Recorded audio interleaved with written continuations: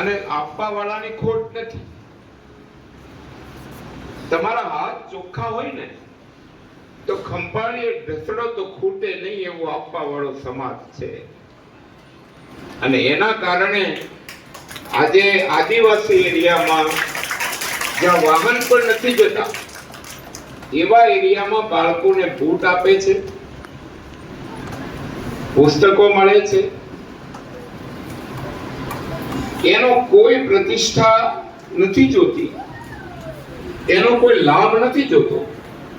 માત્ર ને માત્ર એક સેવાના ભાવથી એમણે જે જિંદગીમાં બાકીનું જીવન છે, પોતે બહુ કઈ કરોડપતિ માણસ નથી, પણ એ ભાવ છે. અને એ ભાવની સાથે અમે બધા જોડાઈને કહીએ કે ભાઈ આને જરા મદદ કરો, તો આ એક ભાવથી અહીંયા યોગેન્દ્રસિંહ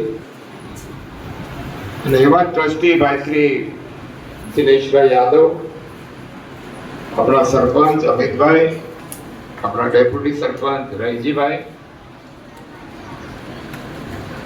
ભાઈ શ્રી રાજેશભાઈ અમારા બહુ જૂના પરિચિત છે, એમના દીકરા ડીવાયએસપી છે. અને આ ગામનું પણ ગૌરવ છે કે આ ગામમાંથી ડીવાયએસપી પણ પટોલે મોકલ્યા છે. ભાઈ શ્રી વિજયભાઈ પટેલ, મારી સાથે આવેલા ભાઈ શ્રી કિરણભાઈ, આપણા ડેરીના પ્રમુખશ્રી, મંત્રીશ્રી, તલાટી મંત્રીશ્રી, આપ સૌ સીઆરસી કોઓર્ડિનેટર અને શાળાના શિક્ષક ભાઈ બહેનો.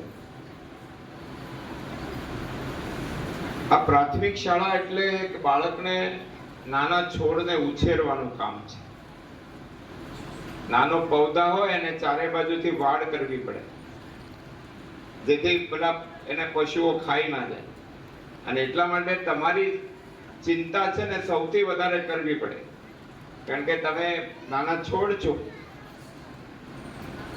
અને શિક્ષણ વગરના જે માણસો છે, હમણાં મેં એક પ્રયોગ શરૂ કર્યો કે ગરીબ વિસ્તારના વોર્ડના ઝૂંપડામાં જવા તો કોલેજના દીકરા દીકરીઓને તૈયાર કરે કે તમે ઘરે ઘરે જઈને પૂછો કે કોણ બાળક 8મા પહેલા ઉઠી ગયું.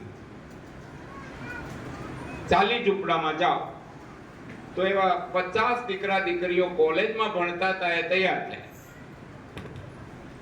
કોર્પોરેશનના અધિકારીઓ શિક્ષણના એએમસી ના બોલાવ્યા. મેં કીધું તમે આને મદદ કરો. તો કે પ્રાઇવેટ શાળામાં ભણતું હતું મારું બાળક અને આગળના રવિવારે હું ચાલીમાં ગયો તો કે મારી દીકરી બીજામાં ભણતી હતી, 25,000 ફી હતી ખાનગી શાળાની. એટલે ફી ભરાય નહીં, ઘરમાં જ ખાવાનું રાખે કે ફી ભરે.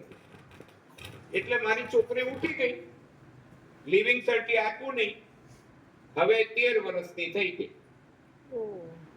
8 વર્ષની દીકરીએ નિશાળ છોડી એ 13 વર્ષની થઈ ગઈ.